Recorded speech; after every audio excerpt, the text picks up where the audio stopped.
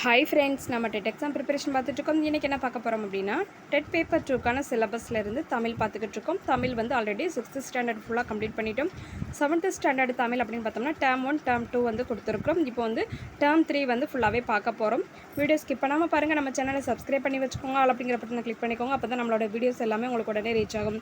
நம்ம வந்து ஸ்கூல் புக்கில் இருந்து முக்கியமான பாயிண்ட்ஸ், அதாவது எக்ஸாமுக்கு எந்தெந்த டாபிக்ஸ்லேருந்து கேட்க அதிக சான்சஸ் இருக்கோ அது எல்லாமே நம்ம வந்து ஒன் பை ஒன்னாக கலெக்ட் பண்ணி கொடுத்துருக்குறோம். லைன் பை லைனாக வந்து கொஸ்டின் வந்து நம்ம வந்து ப்ரிப்பேர் பண்ணியிருக்கிறோம்.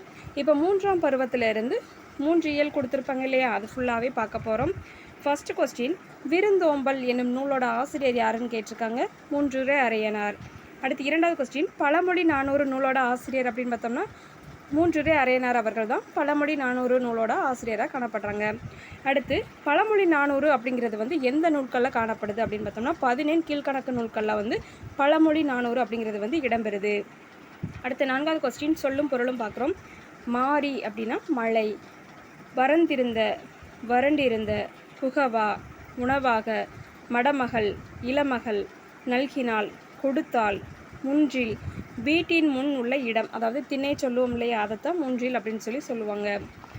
அடுத்து 5வது கொஸ்டின், மரம் வளர்த்தால் மாரி பெறலாம். மாரி மீன்ஸ் மலை. அடுத்து 6வது கொஸ்டின், பிரித்தெழுதுக பார்க்குறோம்.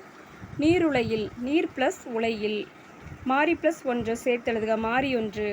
அடுத்து 8வது கொஸ்டின், வயலும் வாழ்வும் என்னும் பாடலை தொகுத்தவர் யார் அப்படின்னு பார்த்தோம்னா கீவா ஜெகநாதன். அடுத்து 9வது கொஸ்டின், சொல்லும் பொருளும் பார்க்குறோம்.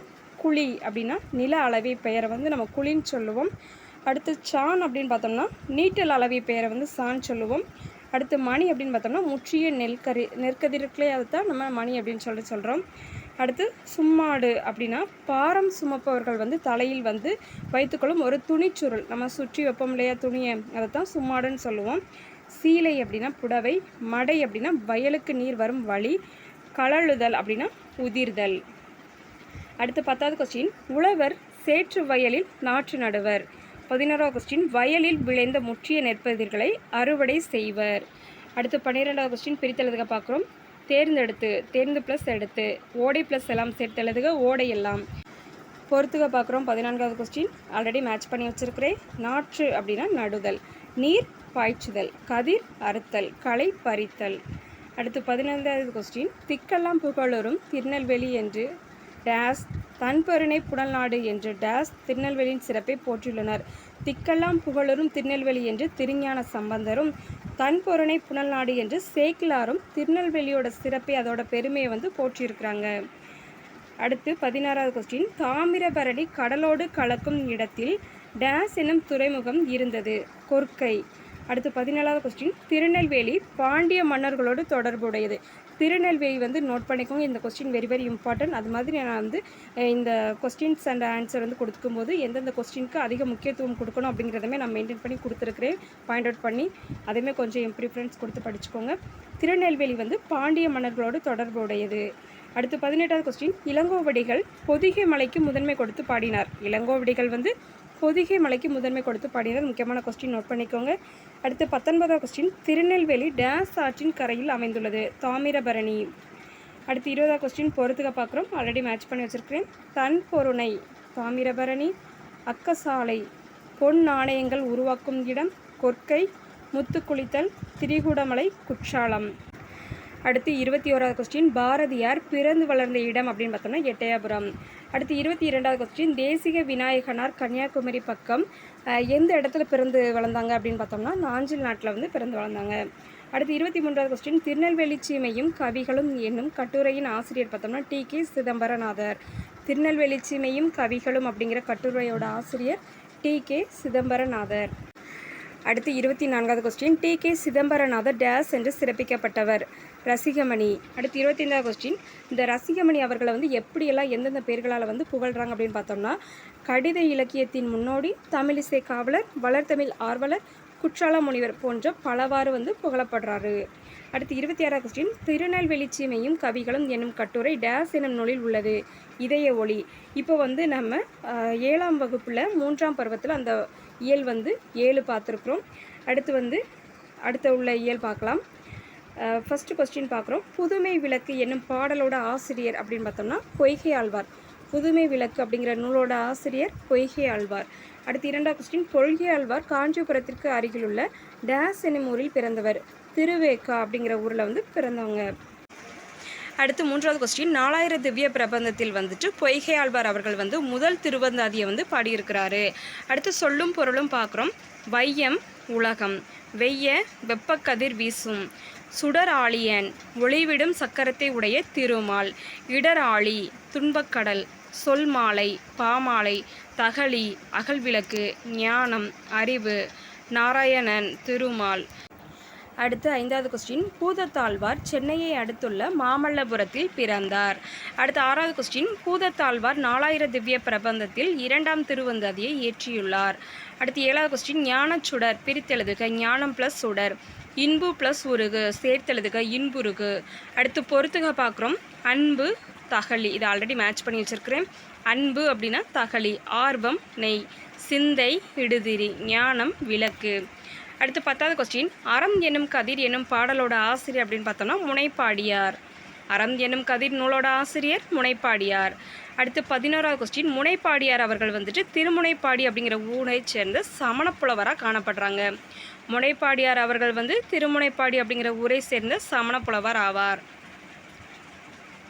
அடுத்து 12வது கொஸ்டின், முனைப்பாடியார் இயற்றிய டேஸ், அதாவது முனைப்பாடியார் இயற்றிய அறநெறிச்சாரம் அப்படிங்கிற நூல் வந்துட்டு 225 பாடல்களை கொண்டதாக காணப்படுது.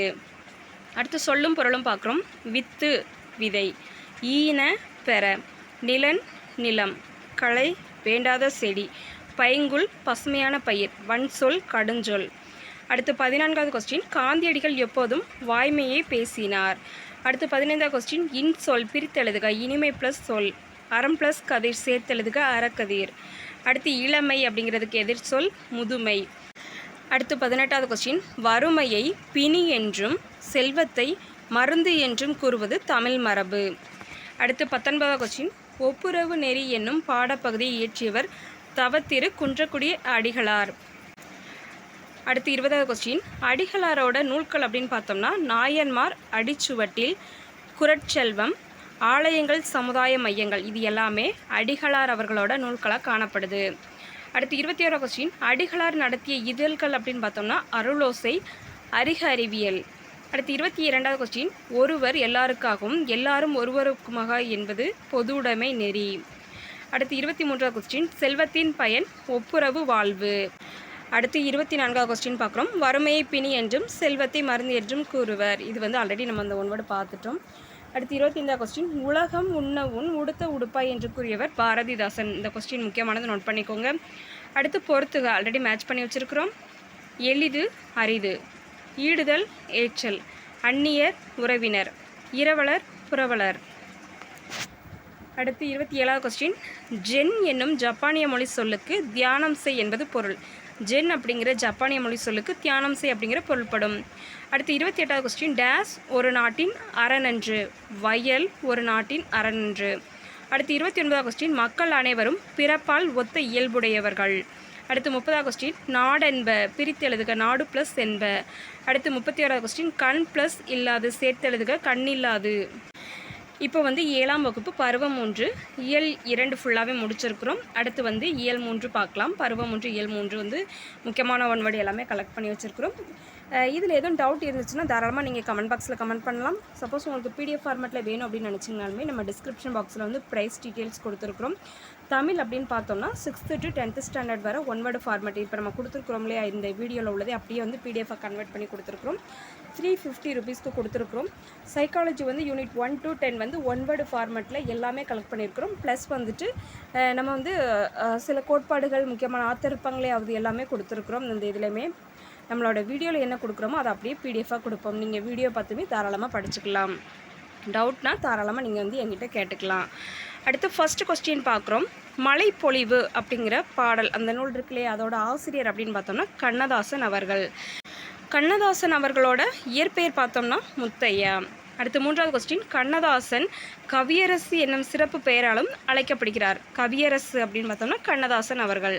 அடுத்து 4வது கொஸ்டின், இயேசுவின் வாழ்க்கை வரலாற்றையும் அவரது அறிவுரைகளையும் கூறும் நூல் இயேசு காவியம். அடுத்து 5வது கொஸ்டின், மனித வாழ்க்கையில் தேவைப்படுவது பொறுமை, மிக மிக அவசியம், அனைவருக்கும் பொறுமை அப்படிங்கிறது வாழ்க்கையில். அடுத்து 6வது கொஸ்டின், சாந்த குணம் உடையவர்கள் உலகம் முழுவதையும் பெறுவர். அடுத்து 7வது கொஸ்டின், மலையளவு பிரித்தெழுதுக, மலை ப்ளஸ் அளவு. அடுத்து 8வது கொஸ்டின், தன்னாடு பிரித்தெழுதுக, தன் ப்ளஸ் நாடு. இவை ப்ளஸ் இல்லாது சேர்த்தெழுதுக, இவை இல்லாது. அடுத்து வந்து 10வது பொறுத்துக பார்க்குறோம். ஆல்ரெடி மேட்ச் பண்ணி வச்சுருக்கிறேன். சாந்தம் அமைதி, மகத்துவம் சிறப்பு, தாரணி உலகம், இரக்கம் கருணை. அடுத்து 11வது கொஸ்டின், தன்னை அறிதல் என்னும் பாடலோட ஆசிரியர், அந்த நூலோட ஆசிரியர் அப்படின்னு பார்த்தோம்னா சே பிருந்தா அவர்கள். அடுத்து 12வது கொஸ்டின், சே பிருந்தா அவர்கள் எழுதிய கவிதை நூல்கள் என்னன்னு பார்த்தோம்னா அவற்றில் சில கொடுத்துருக்குறாங்க. மலை பற்றிய பகிர்தல்கள், வீடு முழுக்க வானம், மகளுக்கு சொன்ன கதை, இது எல்லாமே சே பிருந்தா அவர்களோட கவிதை நூல்களாக காணப்படுது. அடுத்து 13வது கொஸ்டின், கூடுகட்ட தெரியாத பறவை குயில். இது ஆல்ரெடி இதுக்கு முன்னாடி ப்ரீவியஸ் இயரில் வந்து கொஸ்டின் கேட்டிருக்காங்க. கூடுகட்ட தெரியாத பறவை குயில். அடுத்து 14வது கொஸ்டின், தான் ஒரு பிரித்தெழுதுக, தான் ப்ளஸ் ஒரு. அடுத்து 15வது கொஸ்டின், காயித்தே மில்லத் டேஸ் பண்பிற்கு உதாரணமாக திகழ்ந்தார். எளிமை. காயித்தே மில்லத் அவர்கள் வந்து எளிமையான பண்பிற்கு உதாரணமாக திகழ்ந்தார். அடுத்து 16வது கொஸ்டின், காயித்தே மில்லத் என்னும் அரபு சொல்லுக்கு சமுதாய வழிகாட்டி என்பது பொருள். அடுத்து 17வது கொஸ்டின், விடுதலை போராட்டத்தின் போது காயித்தே மில்லத் டேஸ் இயக்கத்தில் கலந்து கொண்டார். ஒத்துழையாமை இயக்கத்தில் வந்து கலந்திருப்பார். அடுத்து 18வது கொஸ்டின், காயித்தே மில்லத் தமிழ் மொழியை ஆட்சி மொழியாக வேண்டும் என்று பேசிய இடம் அப்படின்னு பார்த்தோம்னா நாடாளுமன்றம். இந்த கொஸ்டின் முக்கியமானது, நோட் பண்ணிக்கோங்க. அடுத்து 19வது கொஸ்டின், எதிரொலித்தது பிரித்தெழுதுக, எதிர் ப்ளஸ் ஒலித்தது. அடுத்து 20வது கொஸ்டின், முதுமை ப்ளஸ் மொழி சேர்த்தெழுதுக, முதுமொழி. அடுத்து 21வது கொஸ்டின், பயணம் என்னும் சிறுகதையோட ஆசிரியர் பாவண்ணன். அடுத்து 22வது கொஸ்டின் பார்க்குறோம். பாவண்ணன் அவர்கள் எழுதிய நூல்கள் அப்படின்னு பார்த்தோம்னா வேர்கள் தொலைவில் இருக்கின்றன, நேற்று வாழ்ந்தவர்கள், கடலோர வீடு, பாய்மரக் கப்பல், மீசைக்கார பூனை, பிரயாணம். இது எல்லாமே பாவண்ணன் அவர்கள் எழுதிய நூல்களாக காணப்படுது. அடுத்து 23வது கொஸ்டின், பொருளின் பெயர் அதன் உறுப்புக்கு ஆகி வருவது பொருளாகு பெயர். பொருளோட பெயர் அதன் உறுப்புக்கு ஆகி வருவது பொருளாகு பெயர். அடுத்து 24வது கொஸ்டின், அடுக்கு தொடரில் ஒரே சொல் டேஸ் முறை வரை அடுக்கி வரும். அடுக்கு தொடரில் வந்துட்டு ஒரு சொல்லானது 4 முறை வந்து அடுக்கி வரும். இதுதான் அடுக்கு தொடரில் வந்து இடம்பெறும். இப்போ வந்து 7ஆம் வகுப்பு பருவம் 3 இயல் 3 ஃபுல்லாக பார்த்துட்டோம்.